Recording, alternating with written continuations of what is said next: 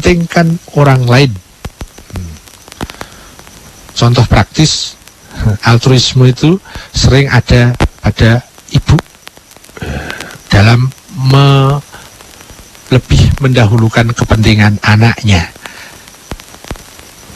sementara dia sendiri mau mengorbankan kepentingannya demi kepentingan anaknya. Nah, di sana ada satu contoh praktis altruis. Kebalikan dari itu, egois, itu contoh praktis yang ada pada anak. Dia sama sekali tidak pernah memikirkan ibunya, dia tidak pernah memikirkan orang tuanya. Yang dipikirkan hanya kepentingannya sendiri. Yang penting saya senang, yang penting saya enak, yang penting saya suka.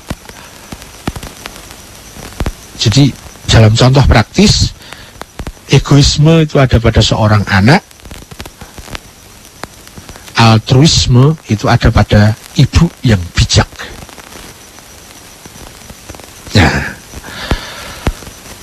altruisme itu pusatnya bukan aku, tapi di sana ada akunya diedarkan kepada aku yang lain, dalam istilah umum disebut bersama-sama. Kalau aku selalu sendiri, aku yang egois itu selalu saya yang jadi alat ukur, saya yang menilai, saya yang memerintah, saya yang mengatur, saya yang harus senang, saya yang harus diperhatikan, saya yang harus, terus pusatnya adalah saya. Kita cari, kalau kita mempunyai satu rasa, kita lihat pusatnya ada di mana. Ada di keakuan dan sendiri atau bersama. Kalau di sana ada semangat akuisme, itu sumbernya dari nafas. Kalau semangatnya kebersamaan, toleransi itu semangat kebersamaan, rukun gotong royong itu semangat kebersamaan, musyawarah itu semangat kebersamaan. Di sana ada nuansa-nuansa yang menjadi pusat, itu bukan aku, tapi di sana ada aku yang bersama-sama. Aku yang bersama-sama, rasa yang seperti itu ada kecenderungan arahnya itu kepada rasa yang nurani, meskipun bisa jadi masih berpusat pada nafas, tapi nafas yang sudah dewasa, nafas yang sudah melalui proses, nafas yang sudah lebih bermutu. Ya, nanti pada saat sudah mampu berafiliasi, dirinya nafas itu meluruhkan kepada nurani, nah itu lebih bermutu lagi.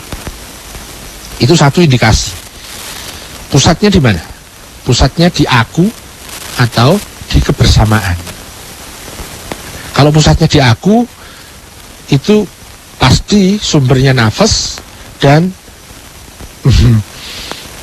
mutunya masih rendah. Dan itu yang menjadikan dunia ini sering terjadi pertengkaran, percekcokan, sampai kepada peperangan dan lain-lain. Kekisruhan sumbernya ada pada nafas yang tidak bermutu, ya, sampai kepada berbuat kesalahan, kecurangan, ketidakjujuran, koruptor dan seterusnya. Itu problem pusatnya adalah ada pada nafas yang tidak bermutu, nafas yang tidak dimanage dengan baik, nafas yang liar, semaunya sendiri, ya, merugikan orang lain. Yang penting aku suka, yang penting aku senang, yang penting aku kaya, yang penting aku puas dan seterusnya. Kalau kita hubungkan dengan hukum rimba misalnya, siapa yang kuat dialah yang menang, tak peduli benar apa salah. Pada saat dia lebih kuat kekuasaannya, lebih kuat keuangannya, lebih kuat pengaruhnya, maka dialah yang menang. Itu pasti sumbernya ada pada nafas yang rendah tadi.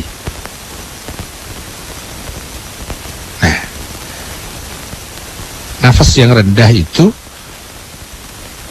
sering disebut dengan hayawani. Ya. Kita berbuat salah. Wah, di bahasa sosial mengatakan, ya manusiawi. Bukan. Kalau kita berbuat salah itu bukan manusiawi, hayawani namanya. Karena kesalahan itu selalu bersumber dari nafas. Nafas itu unsur hayawan yang ada dalam diri kita. Kalau unsur manusia, insaniyah, itu adanya di nurani. Ya, sayang bahasa itu sudah kadung terbentuk. Kita berbuat salah, ya kan manusia. Mana ada manusia sempurna. Ini bahasa-bahasa yang sangat merugikan saya. Bagaimana mungkin tidak ada manusia yang sempurna? Pohon mangga aja ada yang sempurna kok. Ya kan? Nah, kadang-kadang kita menggunakan istilah, tapi istilah itu terjadi kalau dicari ujung-ujungnya itu sekedar justifikasi pembenaran diri. Ya, presiden juga manusia, ya rocker juga manusia, ya ustadz juga manusia. Jadi kesalahan itu manusiawi. Tidak. Kesalahan itu ada pada wilayah hayawani, ada pada wilayah nafas. Sementara kemanusiaan itu ada wilayah nurani. Tapi ya begitulah, namanya istilah masyarakat. Tergantung masyarakatnya toh. Masyarakatnya bermutu ya istilahnya lebih bermutu. Kalau masyarakatnya kurang bermutu ya terbentuklah istilah yang kurang bermutu. Ya kita kan manusia, kan nggak ada manusia sempurna. Kalau kesalahan itu manusia berbuat salah, ya manusiawi lah. Itu kalimat-kalimat yang sempat lama meracuni diri saya. Dan saya harus rubah itu. Paling tidak untuk saya sendiri. Pertama, tadi, rasa mana yang bersumber dari nafas? Rasa yang pusatnya itu adalah aku sendiri. Kalau aku yang sudah bersama-sama, minimal itu nafas tapi yang sudah bermutu. Kalau kemudian nurani, maka yang ada di sana adalah Tuhan. Dan Tuhan selalu bersama-sama. Bukan hanya bersama-sama, kurang istilah bersama-sama itu. Apa ya istilahnya?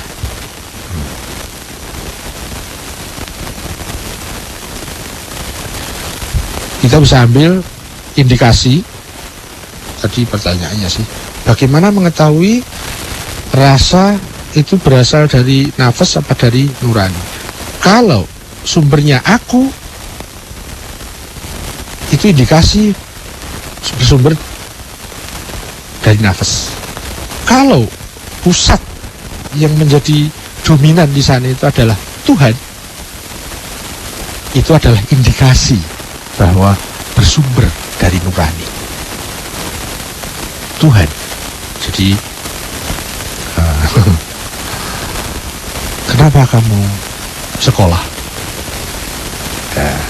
Ya agar pandai, agar nanti bisa kerja. Pusatnya aku. Tapi ada, meskipun tidak banyak, yang ditanya, kenapa kamu sekolah? Ini perintah Tuhan.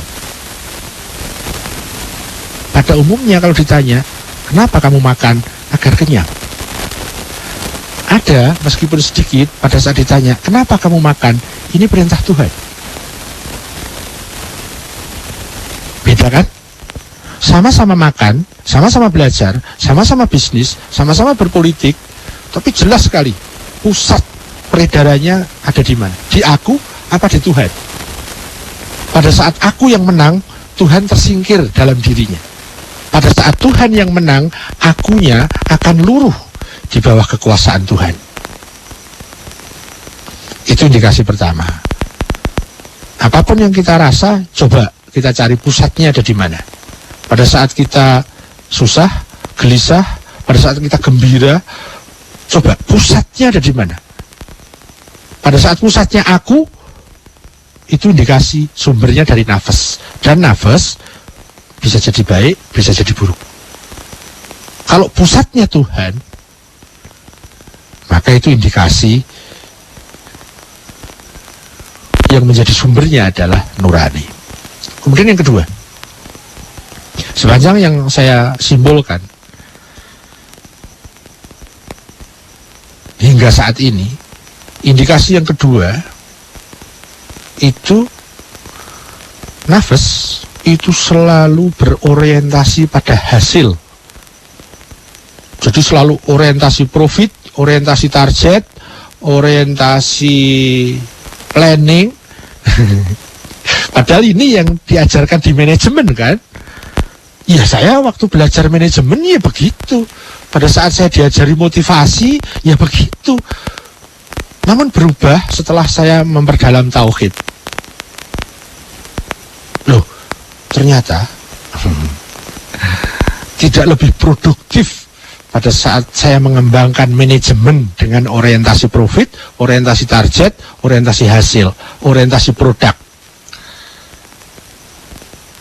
Ada sesuatu yang jauh lebih simple, lebih praktis, efisien, tapi sekaligus strategis dan mampu mengeksplorasi seluruh potensi yang ada. Yaitu orientasinya adalah orientasi proses, orientasi ikhtiar, orientasi kerja, orientasi kewajiban, orientasi tugas. Bukan orientasi hasil, bukan orientasi hak, bukan hak asasi, tapi kewajiban asasi. Ya. Dalam pemikiran sederhana begini, saya sebagai mahasiswa, yang penting saya laksanakan tugas kemahasiswaan saya. Saya rajin, disiplin, belajar sesuai tugas yang diberikan. Soal nilai, nggak penting. Itu hanya akibat saja. Soal nanti pandai atau tidak penting. Itu hanya akibat, pasti ngikut. Sehingga mahasiswa ini dia selalu orientasi pada tugasnya. Tugasnya apa? Dia tidak mau menyalahi tugasnya. Dia disiplin pada tugasnya. Menurut saya, ini jalan yang paling praktis untuk dia lebih pandai dari yang lain, untuk dia lebih baik nilainya dari yang lain, untuk dia lebih berprestasi dibanding mahasiswa yang lain yang mengembangkan kemahasiswaannya dengan orientasi hasil. Ya, dia orientasinya harus ranking 1, nilainya harus baik, bukan orientasi disiplin kemahasiswaan, disiplin tugasnya, disiplin kerjanya. Orang yang orientasi tugas tabu mencontek. Tapi kalau yang orientasi hasil, demi hasil yang baik, bila perlu mencontek. Dan itu sama dengan melemahkan dirinya. Sama dengan dia menutup dari eksplorasi potensi secara maksimal. Kenapa? Ada jalan keluar yang dihalalkan, yang tadinya tidak boleh. Apa itu? Nyontek. Orang yang tabu dari nyontek, maka dia akan mempunyai semangat jauh lebih besar untuk mengeluarkan potensi-potensi dirinya.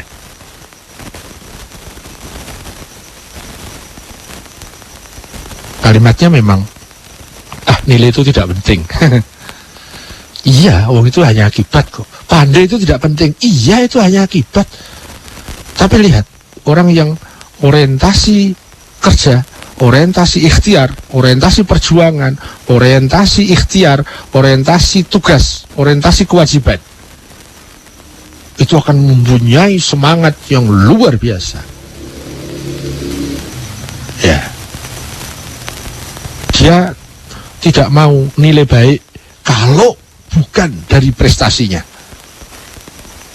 Dan itu akan mengeluarkan power yang luar biasa agar potensinya bisa dieksplor secara maksimal. Beda dengan orang yang orientasi hasil.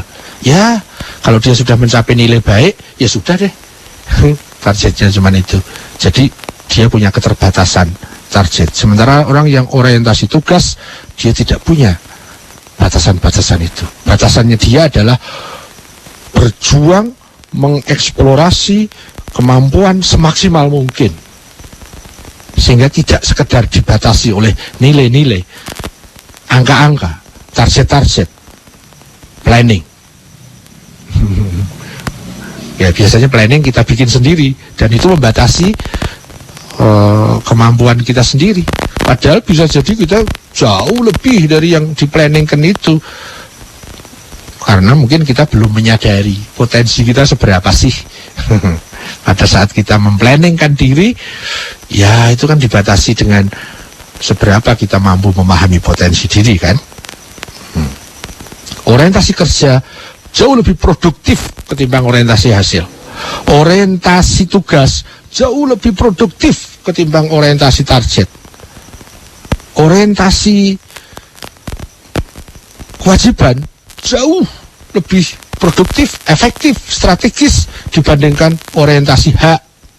Menegakkan kewajiban asasi jauh lebih strategis ketimbang meninggikan hak asasi. Kalau menuntut hak asasi, kewajiban belum tentu tercover. Tapi begitu orang menegakkan kewajiban asasi, otomatis hak tercakup di dalamnya. Suami yang melaksanakan tugas, hak istri pasti terpenuhi. Istri yang konsentrasi tugas, pasti hak suami terpenuhi. Orang tua yang konsentrasi tugas terhadap anaknya, pasti hak anak terpenuhi. Anak yang konsentrasi tugas sebagai anak, pasti hak orang tua tercakup.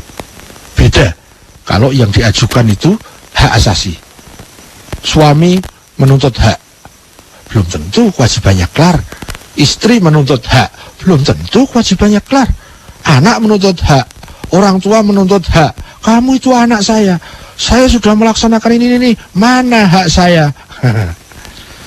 Berlomba menegakkan kewajiban asasi itu jauh lebih produktif ketimbang sekedar menegakkan hak asasi. Hak asasi sumbernya dari nafas. Kewajiban asasi sumbernya dari nurani. Orientasi hasil bersumber dari nafas. Orientasi tugas bersumber dari nurani. Coba kita lihat, kita dikuasai yang mana? Karena sejak kecil saya di dunia pendidikan saya, yang formal, non formal, informal, seluruhnya mengajarkan saya untuk orientasi hasil, orientasi target. Dan itu saya merasakan kerugian dari percepatan proses saya yang luar biasa. Ya, tapi kan itu masa lalu, memang perlu proses dari situ juga gitu. Jadi tadi pusatnya aku, nafas. Pusatnya Tuhan, nurani. Orientasinya hasil, nafas. Orientasinya tugas, nurani. Orientasinya hak, nafas. Orientasinya kewajiban, nurani. Ya, kita dapat 2 indikasi. Saya tambah 1 lagi indikasinya. Kalau yang menguasai semangat kita, menguasai motivasi kita, yang menguasai aktivitas kita, itu kesenangan. Ya, karena senang. Begini, karena senang. Ini karena senang, karena menyenangkan, karena enak ini, karena sedap ini. Meskipun kadang ngeri-ngeri, tapi sedap, ngeri-ngeri sedap. Nah.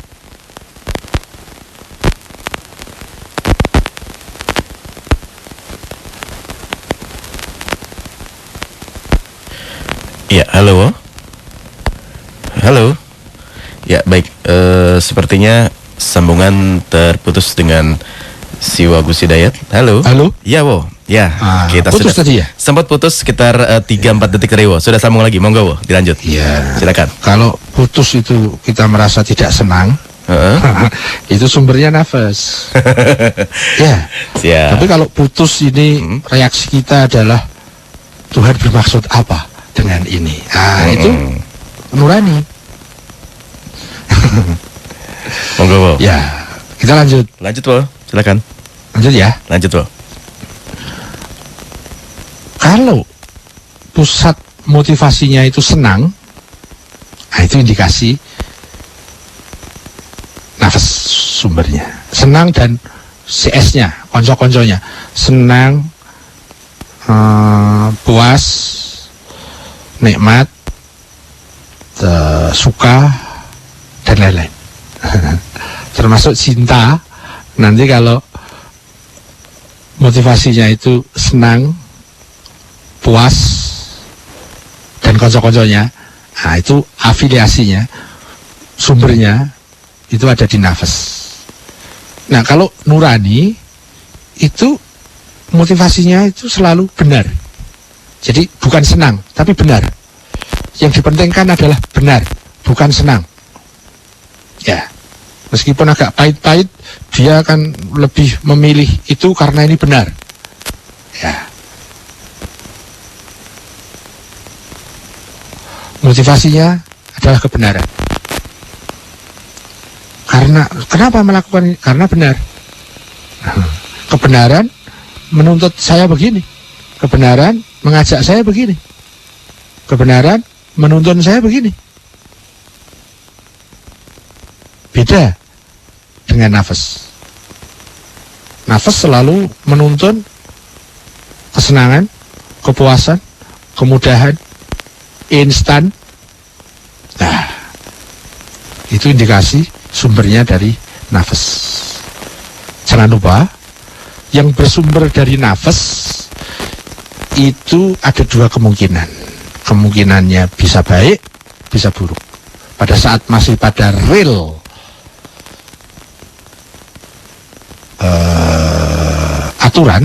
aturan main, etika, dan lain-lain, sepanjang masih ada di jalan yang benar, maka nafas itu baik. Ada nafsu makan, nafsu seksual, nafsu kecantikan, nafsu harta, nafsu dan lain-lain. Kalau ada dalam real, maka nafas itu baik. Tapi begitu sudah keluar dari real, namanya menjadi hawa nafsu, dan itu pasti buruk, dan itu pasti merusak diri kita, merusak lingkungan kita, merusak sekitar kita, merusak diri dan merusak orang lain. Ya. Kalau yang dari nurani itu hanya satu kemungkinannya. Kemungkinannya adalah baik. Selalu yang dari nurani itu baik. Kalau dari nafas mungkin baik, mungkin buruk. Ya. Yang nafas pusatnya adalah saya, orientasinya orientasi hasil, motivasinya kesenangan. Kalau nurani yang menguasai, pusatnya ada pada Tuhan, orientasinya adalah orientasi tugas, orientasi kewajiban asasi, orientasi tugas, ya gaji itu hasil aja, itu akibat saja. Saya ulangi ya, bukan hasil saja ya, gaji itu akibat saja. Kalau kita sudah melaksanakan tugas, hak kita tidak dikasihkan secara profesional. Ya, bukan kita yang rugi. Orang yang punya kewajiban menggaji secara profesional itu yang rugi. Ya, ada pegawai kadang dinilai itu hanya dari jam kerja, lamanya bekerja. Enggak lah. Menilai seseorang itu harus pada mutu perjuangan, mutu konsentrasi tugas, mutu konsentrasi kebenaran, mutu konsentrasi ketuhanan. Ya, tapi tergantung bosnya ya. Kalau bosnya profesional dan wawasannya luas sampai ke wawasan tauhid, Ya, pasti dia tidak mempertimbangkan anak buahnya itu hanya sekedar dari lamanya bekerja, pengalaman kerjanya sudah berapa tahun. Bukan itu. Itu hanya hal-hal aksesoris yang harus dari mutunya. Bagaimana kreativitasnya, bagaimana kerjanya, bagaimana proses perjuangannya. Ya, itulah. Saya pernah membaca satu kalimat sangat bagus. Uang itu adalah alat tukar kreativitas. Ya, tapi sekarang kan ya sudah melampaui kadar dirinya dari uang itu. Kalau kita kembali ke satu kalimat itu, uang adalah alat tukar kreativitas. Orang yang kreatif mestinya lebih kaya ketimbang orang yang tidak kreatif. Ya, orang yang inovatif, orang yang berafiliasi ke Tuhan, berafiliasi ke tugas, berafiliasi ke kebenaran, berafiliasi ke kebersamaan, berafiliasi ke toleransi, kepada kebijakan. Mestinya orang-orang ini yang kaya. Kalau sistem sosialnya normal. Sayangnya kan sekarang itu kreativitas tidak berharga. Masih lebih dihargai pemodal ketimbang yang kreatif. Misalnya begitu. Ya, memang masyarakat kapitalisme begitulah. Kok situ-situ. Jadi kalau kita ingin melihat ini dari nafas apa dari nurani, itu dari segala kegiatan kita setiap hari, setiap saat, kita bisa itu tanyakan. Coba kita tanyakan kepada diri saya sendiri. Saya pas melakukan ini, ayo, ini sumbernya dari nafas apa dari nurani? Kalau kita sering berdialog dengan diri kita akan semakin paham mana yang nafas, mana yang nurani. Gitu kira-kira. Terus tadi terkait dengan kisah sejarah orang Topo Broto, memang ada apa di kesunyian itu?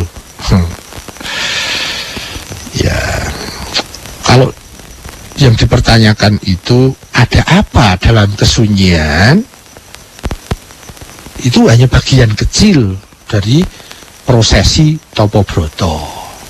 Ya, ada istilah agak teknis di dalam Islam yang saya tangkap, ya, istilahnya bukan Topo Broto, tapi disebut sebagai orang yang uzlah. Uzlah itu ya mengasingkan diri, menyendiri, mengucilkan diri. Ada proses-proses tertentunya. Antara lain di dalam prosesi Topo Broto atau uzlah itu, antara lain ada faktor yang dihubungkan dengan kesunyian. Dan kesunyian itu sangat penting. Antara sunyi dan rame, kalau kita belajar, mana yang lebih mudah? Antara sunyi dan rame, kalau kita sedang mengerjakan tugas, mana yang lebih mendukung? Antara sunyi dan rame, apalagi kalau sudah terkait dengan konsentrasi, mana yang mendukung? Antara sunyi dan rame, apalagi pada saat kita mau kontemplasi, tafakur, mana yang lebih mendukung? Ya, meskipun nanti juga bisa dibandingkan antara sunyi dan rame. Kemudian orang melakukan kemaksiatan, mana yang lebih mendukung? Ya, itu juga kan ada faktor pengaruh sunyi dan rame. Kalau ada antara sunyi dan rame, mana yang mendukung perselingkuhan? Antara sunyi dan rame, mana yang mendukung koruptor? Antara sunyi dan rame, mana yang lebih mendukung copet, maling, garong, dan lain-lain? Ya. Jadi sunyi dan rame itu punya spesifikasi pengaruhnya sendiri-sendiri. Meskipun bisa jadi baik, bisa jadi buruk. Tinggal kesunyian yang seperti apakah. Nah, memang ada apa di balik kesunyian? Ada spesifikasi, ada hukum-hukum khusus di balik kesunyian yang tidak ada pada keramaian. Jadi ada satu sunatullah, ada satu hukum alam misalnya, yang mempunyai spesifikasi tertentu yang itu adanya di kesunyian dan tidak ada di keramaian. Kayaknya gitu aja deh, bro. Ya, saya kayaknya waktunya ngawur ini. Bener, Wo. Saya mau potong tapi tadi lagi tanggung sekali, Wo. Ya itulah. 2 pertanyaan yang cukup dahsyat malam hari ini dari 2 penelpon sampai di ujung waktu nih, Wo. Tergantung alat ukurnya. Tergantung alat ukur ya, Wo. Mohon maaf sekali untuk light audience mungkin nih, Wo. Gimana? Mohon maaf sekali karena waktunya juga ngepas banget. Pas si Wo manggil saya kembali di menit 30, Depo. Mau kita coba? Enggak. Kita coba karena tadi waktunya agak mulur 15 menit. Kita langsung aja, Wo, kita ke SMS boleh? Boleh. Kita sambil catat singkat saja, Wo, ya. Satu penelpon, satu SMS. Satu penelpon, satu SMS saja, Wo, ya. Yuk. Oke, untuk Anda di 398-35905 sambil menunggu penelpon, silakan di 398-35905 kita baca SMS dulu, Wo. Ya, dicatat SMS dulu di teleponnya, Wo, ya. Ini dari Rehan di Pesanggerahan. Assalamualaikum, Siwo. Waalaikumsalam. Siwo, memahami asma-asma Allah dan sifat-sifat Allah, bagaimana menurut Siwo caranya? Mungkin seperti itu ya, mudah-mudahan saya nggak salah baca. Bagaimana Siwo memahami asma-asma Allah dan sifat Allah? Ya. Oke, kita terima penelpon, Wo. Ya. Berikutnya. Ya, Assalamualaikum. Waalaikumsalam. Dengan siapa di mana, Mas? Dengan Iban di Bekasi. Dengan Iban. Mas Iban di Bekasi. Silakan, Mas Iban. Ya. Assalamualaikum, Siwo. Waalaikumsalam warahmatullah. Begini, Siwo, bisa ringkan bagaimana perasaan kita bisa mempelajari bahwa ibadah kita itu diterima oleh Tuhan. Seringkali orang menghubungkan dengan misalnya dengan berjamaah misalnya, dia akan lebih mudah diterima oleh Tuhan. Kemudian ini. Baik. Mas Iban, Ya. itu aja. Ya. Baik, saya kira gitu. cukup. Terima kasih Mas Iban di Bekasi. Waalaikumsalam warahmatullahi wabarakatuh. Oke, Mas Iban di Bekasi dengan Mas Rehan di Pesanggerahan tadi, Wo. Yuk. Ya. Silakan, Wo. Monggo. Cukup ya? Cukup satu-satu ya, Wo, ya. Saya punya waktu berapa? 15 menit ke depan, Wo. Nanti di DM aja ya. Monggo, didehemin kecil aja, Wo, ya. Ya kalau nggak denger ya, mic-nya itu dikaplok gitu. Pok, gitu. Melintir dong, Wo. Oke, Wo, lanjut, Wo. Ya, saya mulai dari Mas Iban di Bekasi. Bagaimana perasaan kita bisa mengetahui bahwa ibadah kita diterima oleh Tuhan?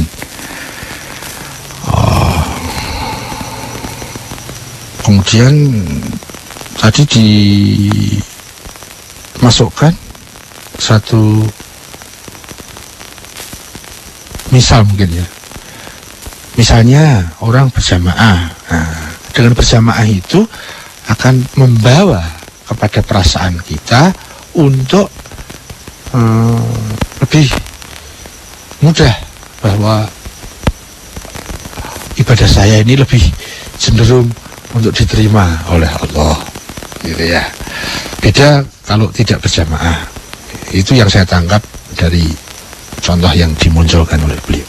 Saya akan sedikit men-sharingkan begini. Menurut saya, jadi ya memang sepanjang yang saya tahu ya, dan beberapa hal yang saya alami, bagi saya ibadah itu diterima Tuhan atau tidak, itu tidak penting. Oh, diterima mau enggak, monggo, itu hak prerogatifnya dia, dan dia maha bijak, nggak mungkin menilai keliru. Bagi saya, memang dulu saya diajari begitu, Tapi setelah semakin mencermati tauhid, itu tidak penting. Yang penting adalah saya konsentrasi enggak terhadap tujuan, terhadap niat, dan terhadap tugas dan cara saya melakukannya. Itu saja. Mau diterima mau enggak, itu urusan Tuhan, bukan urusan saya. Urusan saya adalah tujuan saya nggak boleh keliru, niat saya tidak boleh keliru, cara saya tidak boleh keliru. Saya berusaha, berjuang maksimal. Orientasi ikhtiar, orientasi tujuan, orientasi niat, orientasi tugas, bukan orientasi hasil. Soal nanti hasilnya mau diterima oleh Tuhan apa enggak, itu bukan urusan saya, itu urusan Tuhan. Urusan saya adalah melaksanakan ibadah semaksimal mungkin. Dan karena saya yakin dengan Tuhan, tidak mungkin Tuhan salah. Kalau saya sudah berjuang serius, andai pun saya masih salah, Tuhan Maha Bijak. Asal kesalahan saya tidak saya sengaja. Tetapi yang harus saya garis bawahi adalah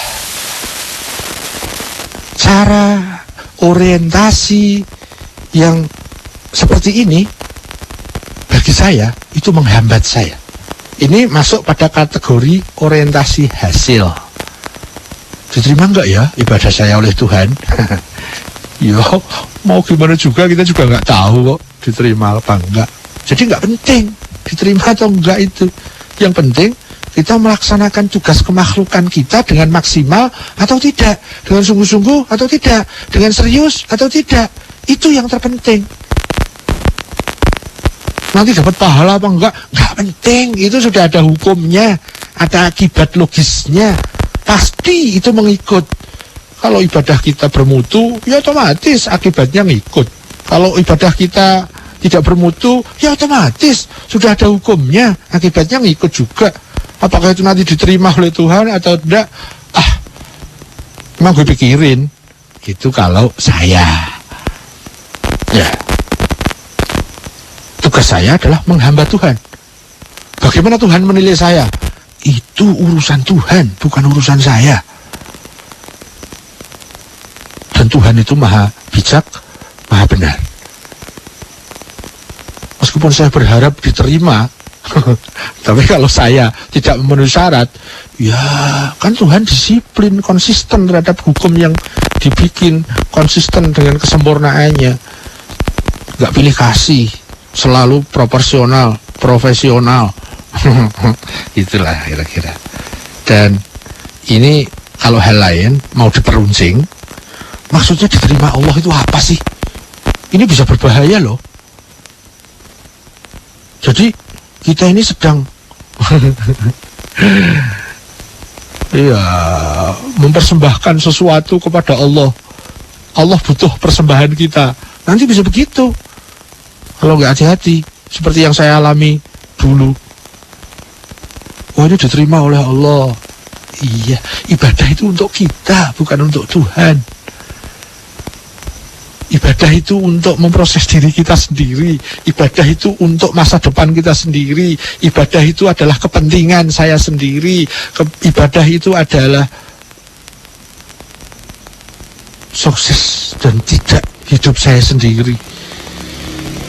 Betul memang ada istilah, oh ini amal yang diterima oleh Allah, ini amal yang ditolak oleh Allah. Tapi hati-hati dengan istilah ini, karena istilah ini harus didefinisikan dengan cermat. Kalau kita tidak cermat mendefinisikan istilah diterima atau ditolak Allah, seakan-akan Allah berkepentingan dengan kita. Seakan-akan ibadah itu bukan untuk diri kita sendiri. Seakan-akan ibadah itu sebuah beban. Karena perintah Allah, saya harus manut kepada Allah. Ibadah itu untuk kita sendiri. Perintah Tuhan itu karena kasih sayangnya beliau kepada saya. Sebagaimana orang tua memberikan perintah kepada anaknya, itu demi kepentingan anaknya. Orang tua yang bijak loh ya, beda sama orang tua yang egois, otoriter, demi menyenangkan dirinya atau melaksanakan khayal-khayalnya. Ya, orang tua yang bijak, kalau dia bikin aturan, pada anaknya, itu demi kebaikan anaknya. Itu baru orang tua yang bijak bisa begitu, apalagi Tuhan. Kalau Tuhan memerintahkan kita beribadah, karena ibadah itu kepentingan kita.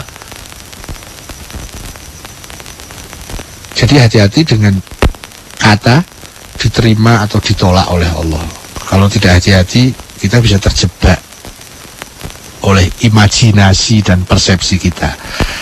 Kalau dari kacamata tauhid, tentunya itu lebih mudah. Tapi kalau tidak dengan kacamata tauhid, sangat mudah terpeleset kalimat ini. Ya. Jadi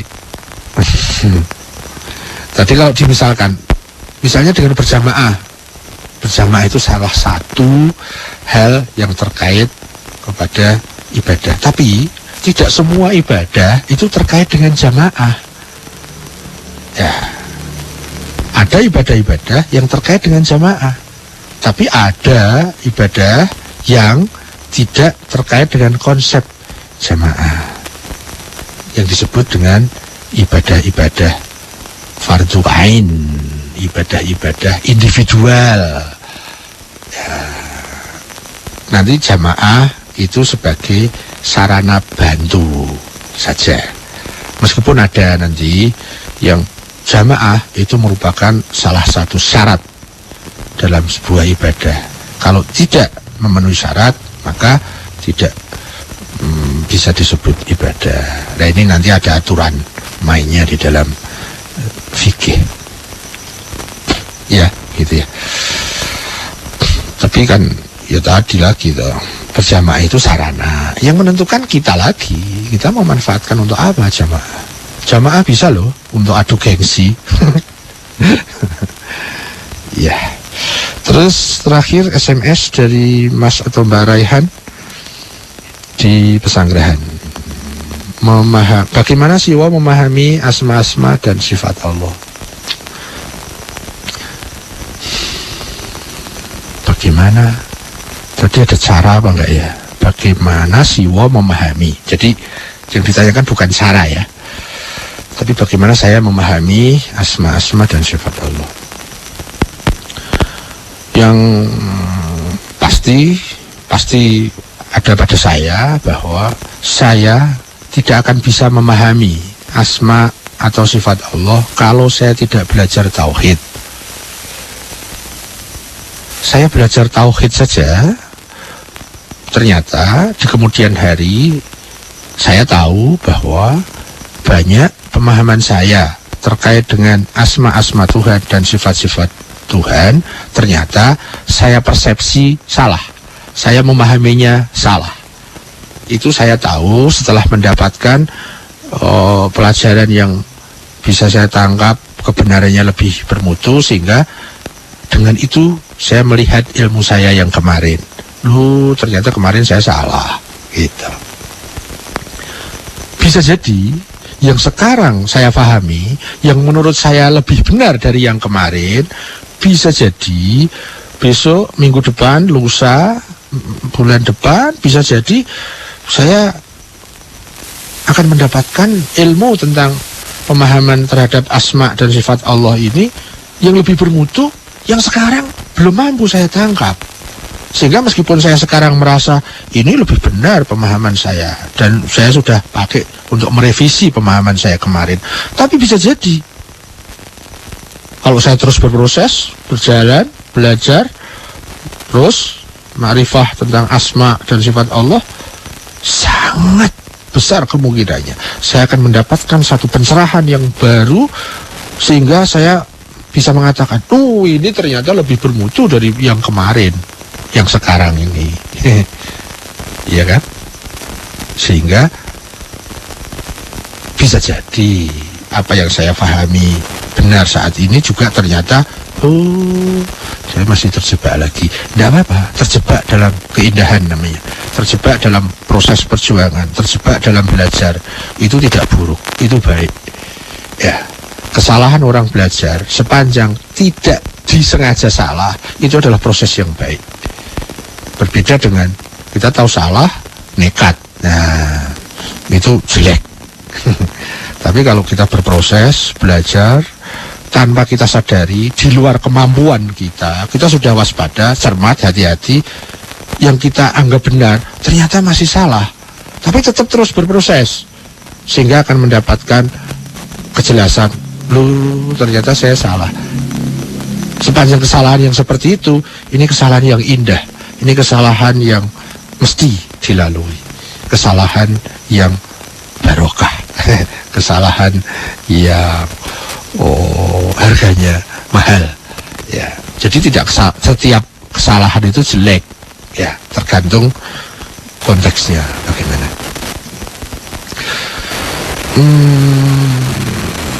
Jadi yang pertama, bagaimana saya memahami asma-asma Allah dengan belajar ilmu tauhid.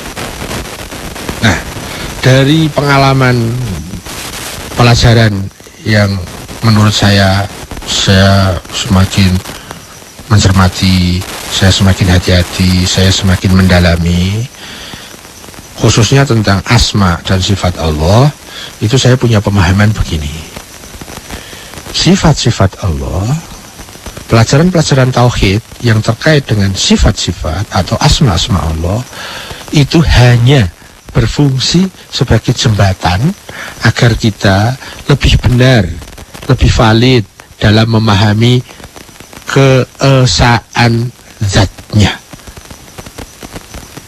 Ya. Jadi nanti di ending ya, bukan pada saat kita mulai belajar sifat-sifat Allah, tapi nanti di misalnya satu kitab ya, membahas tentang asma dan atau sifat-sifat Allah.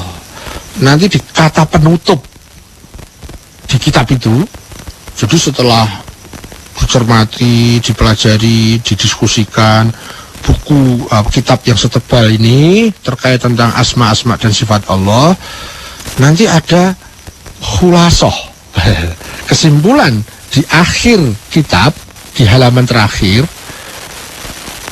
Nah, saya memahami bahwa sifat Allah itu tidak ada, yang ada zatnya. Sifat Allah berfungsi untuk mendidik kita, memudahkan saya untuk memahami makrifah terhadap zat, kesempurnaan dan keesaannya. Nah, kebetulan ada satu ayat yang terkenal, tapi kita harus merujuknya ke kitab tafsir kan, jangan menafsiri sendiri.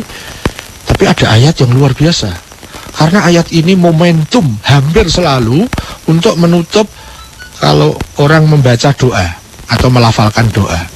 Ya. Wah, didehemi, sebentar lagi dikaplok itu anunya, mic-nya. Wah, didehemi nggak dengar. Redaksinya begini. Aduh, malah lupa.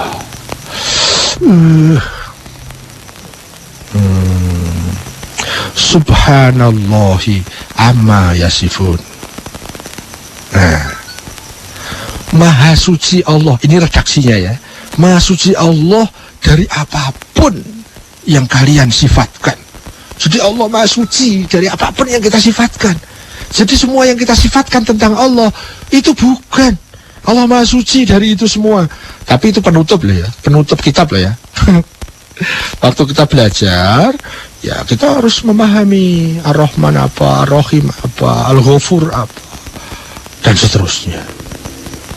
Nah, kalau pertanyaannya, bagaimana Siwa memahami tentang asma dan sifat? Asma dan sifat Allah itu diajarkan kepada kita sebagai jembatan agar kita lebih mengenal kesempurnaan itu apa.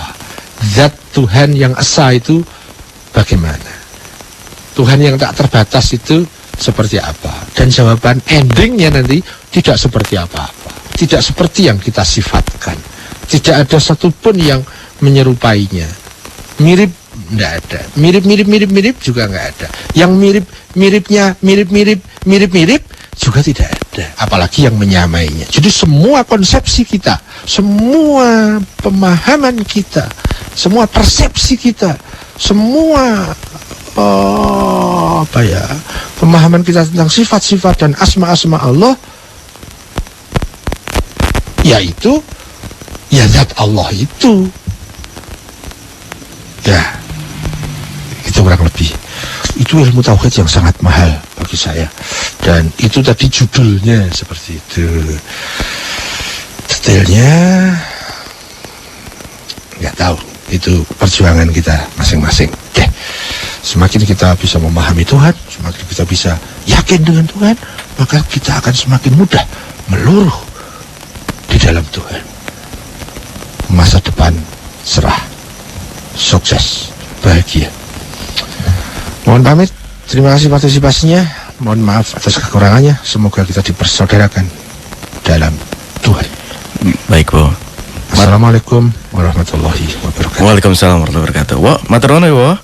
Jadi sami-sami. Insya Allah kita ketemu lagi minggu depan. Kita lihat aja nanti. Kita lihat lagi ya, Wo. Assalamualaikum. Waalaikumsalam warahmatullahi. Baik, itu tadi sharing kita malam hari ini di Berproses Menuju Kesejahteraan Diri bersama dengan Siwo Agus Hidayat. Dan terima kasih untuk Anda light audience yang sudah mengirimkan SMS, yang sudah beratensi via telepon. Dan mohon maaf sekali karena waktunya memang selalu terbatas ya. Banyak sekali pertanyaan-pertanyaan yang mungkin belum terpuaskan kalau kata Siwo. Mudah-mudahan nggak puas gitu kalau Siwo bilang.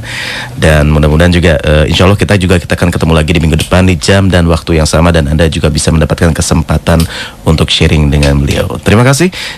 Wassalamualaikum warahmatullahi wabarakatuh.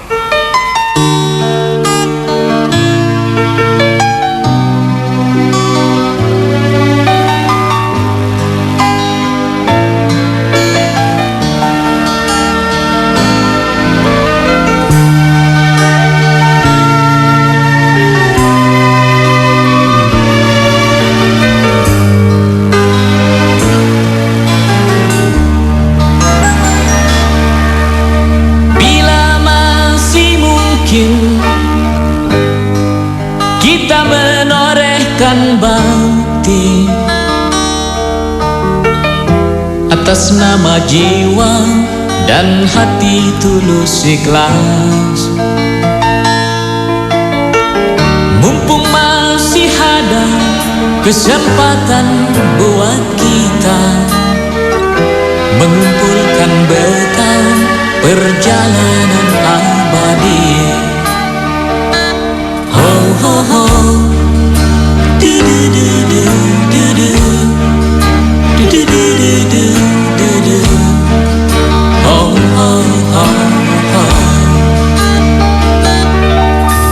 Kita pasti ingat tragedi yang memilukan. Kenapa harus mereka yang terpilih menghadap? Tentu